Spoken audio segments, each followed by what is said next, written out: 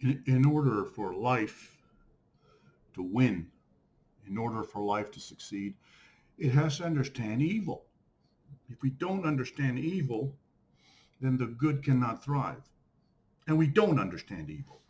We understand only part of evil, the southern part of evil.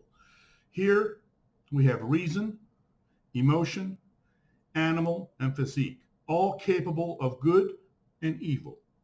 We have, in the evolution of life, identified the animal as the site of evil, or a great evil, like greed and violence and cruelty and fighting for pleasure to such an extent it could even kill. We, all the Bibles, all the authorities of truth have identified the animal as evil so much they want to destroy the animal in us completely. In many ways, they are correct, but this is only one side of evil. The second side of evil is in the human heart. The human heart itself is not evil, but it has evil in it. Just like the animal is not intrinsically evil, but it can be evil and very evil. The human heart can be equally as lethal as the animal. This is what Sigmund Freud and the science of psychology and Western psychology has not understood, that there are two sides to evil.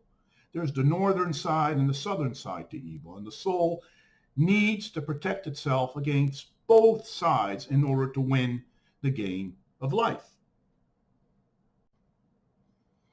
The human heart stems out of the emotions, is not the soul. The human heart is not the soul. This is a very, very significant fact of psychology that has been missed by Western psychology. The soul is a central entity served by four faculties. One of these faculties is emotions, from where the human heart grows. What are the flaws of the human heart? The flaws of the human heart that it is bound by authorities. Authorities like family. It is bound to family even when the family is horrible. If the soul is born to a family where the mom is horrible or the dad is horrible, it is allowed to protect itself against the family. It is not bound to that family. It is not, tied down to the family. It can divorce a family because the soul is superior to the family. The interest of the soul, the well-being of the soul, is superior to the well-being of the family. The family is simply an engine of coming to life and being born. It is not God on earth. So what are the flaws of the human heart? The human heart is taught to be obedient to government, to family, to schools. Obedience is rewarded. Disobedience is punished. Therefore, the child learns how to be obedient and only obedient to other factors other than its own soul and the well-being of its soul. We have a very bad civilization because of that. People don't listen to their own soul. What's good for their soul, what's good for their well-being and their growth is not important. It's what's good for authorities that's important. We're developing slaves here. We're not developing masters and leaders. So what's the problem with the human heart? The human heart has very strong tendencies of being a nationalist. It's uncomfortable with other countries. It's proud of its pond.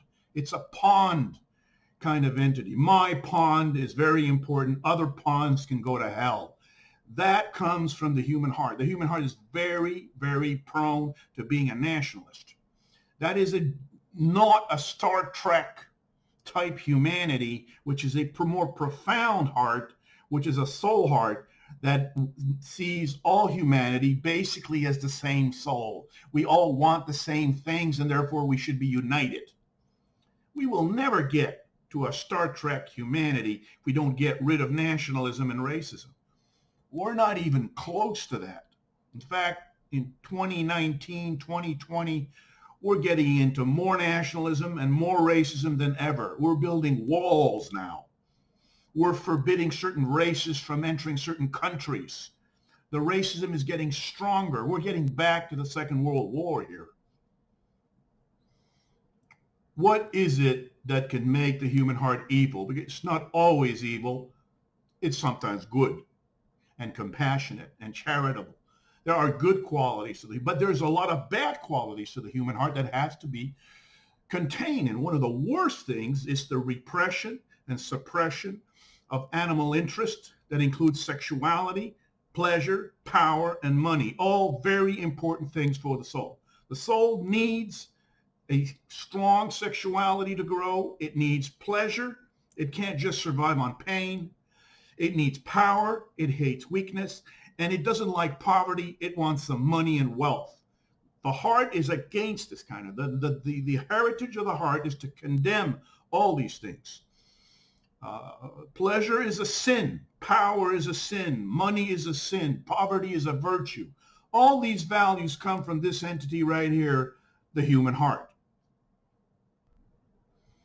The worst legacy of the human heart, the most terrible sins of the human heart comes in religion. Well, religion is condemning of life on earth and wanting to join the dead for liberation from life on earth, basically. There's a legacy of damning life and loving death, feeling that when you die, you're at peace and all your problems are over. I learned a meditation like this in India. It's a 5,000-year heritage of meditating, finding the soul only to kill it into the spirit world of the dead, and thinking there's some kind of magnificent creator living in these stratospheres of the dead. There isn't any such creator. This is a fiction of this guy right here, the human heart.